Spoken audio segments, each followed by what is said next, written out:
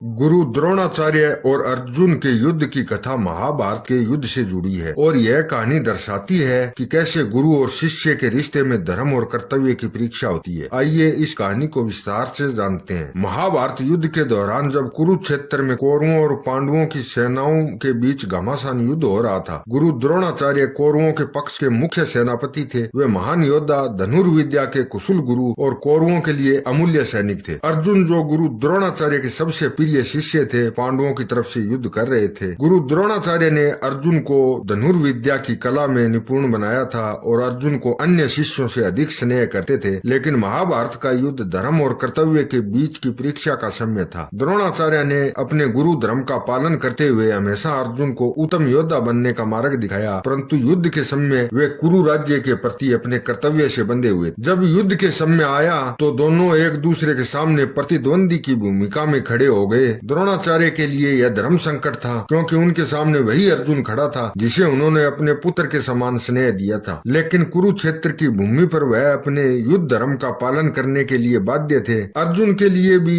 यह स्थिति कठिन थी, क्योंकि उन्हें अपने प्रिय गुरु के खिलाफ लड़ना था। लेकिन उन्होंने भी अपने धर्म का पालन किया और पांडवों की ओर से युद्ध करते रहे। कई दिनों तक युद्ध चलता रहा और द्रोणाचार्य पांडवों को काफी हानि पहुंचाते रहे। उन्हें पराजित करना कठिन था, लेकिन अंततः श्री कृष्ण ने एक योजना बनाई। उन्होंने पांडवों को सलाह दी कि द्रोणाचार्य को मानसिक आघात देकर ही उन्हें पराजित किया जा सकता है। इसके लिए उन्होंने भीम को प्रेरित किया कि वे झूठ बोले कि उनके पुत्र अश्वत्थामा की मृत्यु हो गई है। भीम ने एक हाथी को मारकर कहा, अश्वत्थामा मारा गया। यह सुनते ही द्रोणाचार्य के मन में शंका उत्पन्न हुई। जब उन्होंने युधिष्ठिर से इस बात की पुष्टि की तो युधिष्ठिर ने जवाब दिया, अश्वत्थामा हतोहतः नरो व कुंजरो व अश्वत्थामा मारा गया, चाहे वह मनुष्य हो या हाथी। युधिष्ठिर की इस आदि सत्य बात ने द्रोणाचार्य को हिला दिया और उन्होंने शस्त्र त्याग दिए। द्रोणाचार्य ने अपने शस्त्र त्याग दिए और ध्यान मगन होकर अपने प्राण त्यागने की तैयारी की। अर्जुन, जिन्होंने अपने गुरु के प्रति आदर भाव बनाए रखा था, ने इस समय अपने गुरु का सम्मान करते हुए उनके सामने युद्ध नहीं किया। उन्होंने अपने गुरु के प्रति अपनी श्रद्धा और कृतज्ञता व्यक्त, जो उनकी मर्यादा और उनके शिष्य धर्म का प्रतीक था। इस प्रकार महाभारत के